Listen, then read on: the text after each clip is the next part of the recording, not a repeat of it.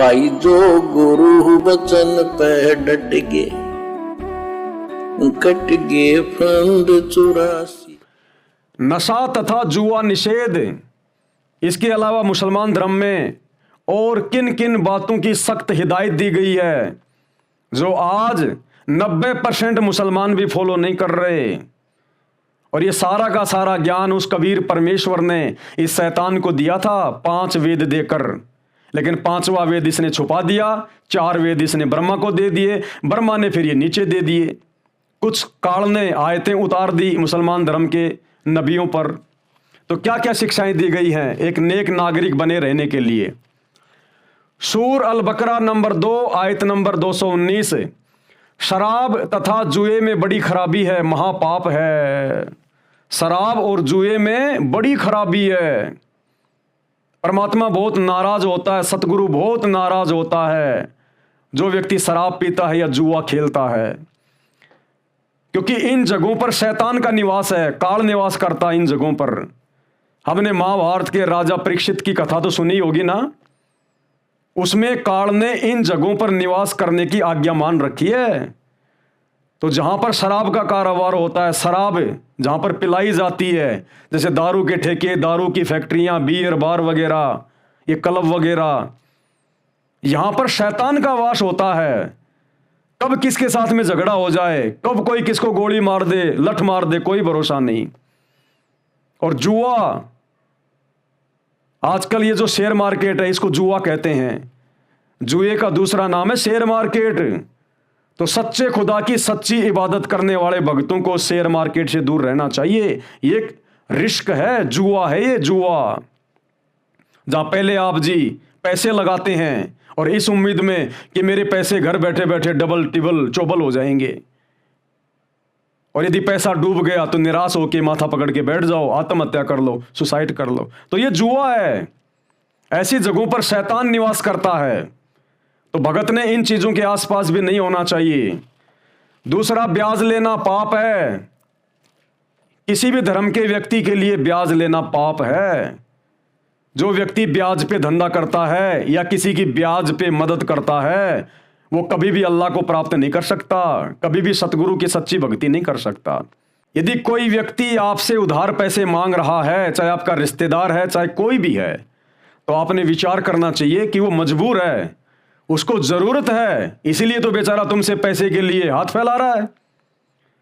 और ऊपर से तुम उस पर ब्याज ठोक रहे हो, तो तुम उसके ऊपर जुल्म कर रहे हो। उस अल्लाह के बंदे को तुम दबा रहे हो, तुम उसके ऊपर जुल्म कर रहे हो। एक तो मजबूरी में बेचारा तुमसे पैसे मांग रहा है, और ऊपर से तुम उसके ऊपर ब्याज डाल रहे हो, तो तुम अल्लाह को नाराज कर रहे हो। तो सतगुरु रामपाल जी परमेश्वर जी ने भी बिल्कुल क्लियर मना कर रखा अपने सत्संगों में, अपने नियमों में साफ साफ लिखा हुआ है कि भगत मजबूरी में ब्याज पर पैसे ले सकता है, लेकिन भगत किसी को ब्याज पर पैसे नहीं दे सकता। यदि हमें पैसे की जरूरत है, हम किसी से ब्याज पे पैसे ले सकते हैं, लेकिन यदि हमारे से किसी को जरूरत है तो हमने उससे ब्याज नहीं लेना। ये गुरुदेव का सख्त आदेश है, ये अल्लाह कबीर है धरती पर। हर देश काल परिस्थिति में इसके वही नियम रहते हैं, और जो इसके नियम तोड़ के भक्ति करेगा वो कभी सफल नहीं हो सकता। कुरान मजीद सूर अल बकरा 2 आयत नंबर 276, अल्लाह ब्याज लेने वाले का मठ मार देता है। अल्लाह कौन? सतगुरु ब्याज लेने वाले का मठ मार देता है। मठ मारना यानी उसका काम बिगाड़ देता है। जैसे कहते हैं ना कि यार मेरा तो सारा मठ मर गया इस काम का, मठ मार दिया तूने, यार मैंने इतनी मेहनत की थी, तूने 2 मिनट में सारे का तूने मठ मार दिया, यानी तूने काम खराब कर दिया, बिगाड़ दिया। तो कहते हैं जो व्यक्ति ब्याज पे धंधा करता या ब्याज लेता, अल्लाह यानी परमात्मा सतगुरु उसका मठ मार देता है, उसकी मर्यादा टूट जाती है, यानी नाश कर देता है। और खैरात यानी दान करने वाले को बढ़ाता है। और जो व्यक्ति दान करता है अपने अल्लाह के चरणों में, अपने सतगुरु के हाथों में, गुरु बिन दान पुण्य जो करही मिथ्या होय कभू न फल ही। गुरु बिन माला फेरते, गुरु बिन देते दान, गुरु बिन दोनों निष्फल है चाहे पूछो वेद पुराण। तो कहते हैं जो अपने सच्चे मुर्शिद को, सच्चे सतगुरु को, अपने अल्लाह कबीर सतगुरु रामपाल जी को, क्योंकि एक ही है एकमात्र ये पूरी सृष्टि में जो आज हमारे सामने है, इनके अलावा तो कोई दान लेने का कोई अधिकारी है ही नहीं कोई। तो कहते हैं केवल उन्हीं को दान देना चाहिए, और दान देने से तेरे जीवन में बढ़ोतरी होगी, तेरे धन में बढ़ोतरी होगी। और खैरात यानी दान करने वालों को बढ़ाता है, और अल्लाह किसी नाशुक्रे बुरे अमल वाले इंसान को पसंद नहीं करता। सूर अल बकरा 2 आयत नंबर 277। हां, जो लोग ईमान लाए हैं, यानी जिन लोगों ने नाम उपदेश ले लिया उस अल्लाह से, सतगुरु रामपाल जी से, जो वर्तमान में आए हुए हैं। ईमान लाने का मतलब है आपने किसी को सतगुरु का ज्ञान समझाया और उसने आपकी बात को मान लिया और सतगुरु से उपदेश ले लिया, तो उसने अपने अल्लाह के ऊपर अपना ईमान ले आया। ईमान लाने का मतलब है उसने विश्वास कर लिया, वो शरण में आ गया, यानी वो भगत बन गया। हां, जो लोग ईमान लाए हैं और अच्छे कर्म करें और नमाज कायम करें, यानी शुभ कर्म करें, गुरुजी ने जो मर्यादा बता दी उन मर्यादाओं में रहें, और नमाज कायम करें यानी तीनों समय की आरती करें, और जकात यानी दान करें, उनका बदला बेशक उनके रब के पास है, उनके लिए किसी खौफ, भय और रंज का मौका नहीं है। सूर अल बकरा 2 आयत नंबर 278। ऐ लोगो जो ईमान लाए हैं, यानी जिन्होंने नाम दीक्षा ले ली सतगुरु रामपाल जी से, अल्लाह कबीर से, अल्लाह से डरो, और जो कुछ तुम्हारा ब्याज लोगों पर बाकी रह गया है उसे छोड़ दो, अगर वास्तव में तुम ईमान लाए हो। अगर वास्तव में आपने नाम दीक्षा ले ली, संत रामपाल जी के ज्ञान को समझ के अल्लाह की सच्ची इबादत आपने पकड़ ली, और नाम दीक्षा लेने से पहले यदि आपका ब्याज का धंधा था या आपने किसी को मूल रकम ब्याज पर दे रखी थी, तो जिस दिन आपने उपदेश ले लिया, नाम दीक्षा ले ली, आप सच्चे खुदा की सच्ची राह में आ गए, भगत बन गए, तो आपने उन सब का ब्याज माफ कर देना है। आपने फिर किसी से भी ब्याज नहीं लेना। भले आपने नाम उपदेश लेने से पहले, ईमान लाने से पहले आपने किसी को ब्याज पे पैसे दे रखे थे, और वो व्यक्ति यदि आपको ब्याज देता है तो आपने उसको मना कर देना है कि भैया मुझे मेरी मूल रकम लौटा दे, जैसा तेरे को कहा गया है, जैसा भी तेरे को समय दिया गया है, या जैसे भी किस्तों में, आप केवल मेरी मूल रकम को लौटा दीजिए, मैं आपसे ब्याज नहीं लूंगा। आपने भूलकर भी ब्याज नहीं लेना जब आप अपने खुदा पर ईमान ले आते हो या सामने वाला ईमान ले आता है, उसके बाद आपने ब्याज नहीं लेना, केवल अपनी मूल रकम ही लेनी है। ए लोगो जो ईमान लाए हों, अल्लाह से डरो, और जो कुछ तुम्हारा ब्याज लोगों पर बाकी रह गया उसे छोड़ दो, अगर वास्तव में तुम ईमान लाए हो। और भी अच्छी बात बताई गई है, सूर अल बकरा 2 आयत नंबर 279। अगर तुमने ऐसा नहीं किया तो सावधान हो जाओ कि अल्लाह और उसके रसूल यानी संदेश वाहक की ओर से तुम्हारे खिलाफ युद्ध की घोषणा है, यानी सख्त दंड दिया जाएगा। अगर आपने ऐसा नहीं किया, नाम उपदेश लेने के बाद भी अगर आपने ये ब्याज का धंधा नहीं छोड़ा या लोगों से ब्याज लेना नहीं छोड़ा, तो फिर तुम परमात्मा के दोषी बनोगे, तुम सतगुरु से दंड के अधिकारी बनोगे, फिर बच नहीं पाओगे, तुम्हारी मर्यादा खंडित हो जाएगी फिर उसी समय। सूर अल बकरा 2 आयत नंबर 280। तुम्हारा कर्जदार तंगी में हो तो हाथ खुलने तक उसे मोहलत छूट दे दो। कहते हैं यदि आपने किसी को उधार पैसे दे रखे हैं, ब्याज तो अब हमने लेना ही नहीं भगत बनने के बाद, ईमान लाने के बाद सच्चे अल्लाह सतगुरु रामपाल जी पर, तो भगत बनने के बाद, उपदेश लेने के बाद यदि आपने किसी को पैसे दे रखे हैं तो ब्याज तो आपने लेना ही नहीं है।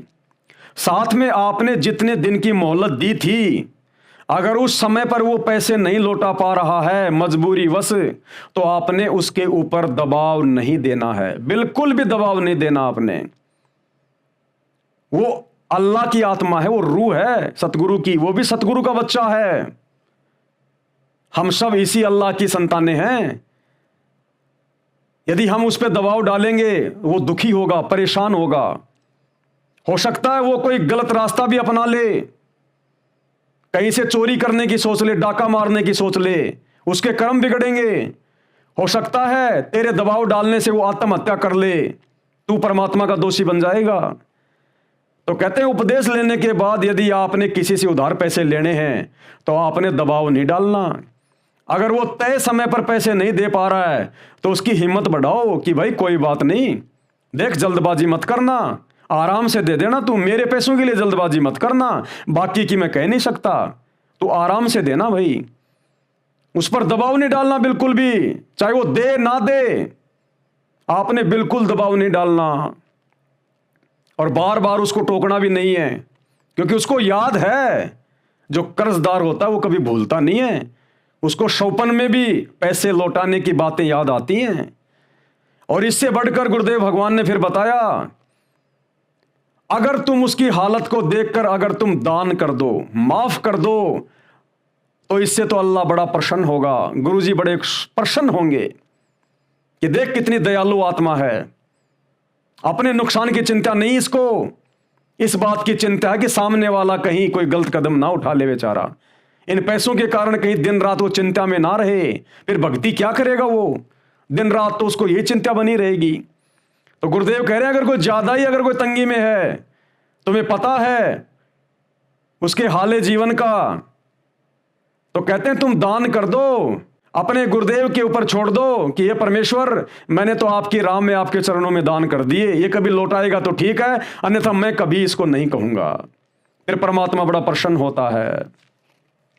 आयत नंबर 280, तुम्हारा कर्जदार तंगी में हो तो हाथ खुलने तक उसे मोहलत यानी छूट दे दो, और अगर दान कर दो यानी माफ कर दो तो ये तुम्हारे लिए अधिक अच्छा है। अगर तुम समझो तो ये तुम्हारे लिए बहुत अच्छी बात है अगर तुम वो पैसे माफ कर दो तो। लेकिन माफ केवल ऐसी हालत में करना जब तुम्हें लगे कि वास्तव में ये व्यक्ति मजबूर है और ये व्यक्ति अब पैसे नहीं दे पाएगा। तो ऐसी स्थिति में उस व्यक्ति को मानसिक टेंशन से बाहर निकालने के लिए आप उसे कह दीजिए कि भाई साहब मेरे पैसों की कोई चिंता मत करना, आप नहीं दोगे तो भी कोई दिक्कत नहीं है, दे दोगे तो भी कोई दिक्कत नहीं है, आधे दे दोगे तो भी कोई दिक्कत नहीं है, मैं आपसे कभी नहीं मांगूंगा, मेरे पैसों के लिए आप चिंता मत करना, आप आराम से रहो, बढ़िया खाओ पियो कमाओ आप। तो उस व्यक्ति की आत्मा कितनी खुश होगी, तुम्हें कितनी दुआ देगा। हालांकि हमें उनकी दुआओं की जरूरत नहीं है, हमें तो केवल अपने अल्लाह से लेना, अपने गुरु से लेना जो भी है। लेकिन आत्मा तो जब सुखी होती है तो ऑटोमेटिक वो जो सवाब होता है वो तो मिलेगा ही मिलेगा। तो गुरुदेव कह रहे हैं अगर तुम माफ कर दो तो इससे बड़ी तो कोई बात ही नहीं। फिर जकात यानी दान करना चाहिए।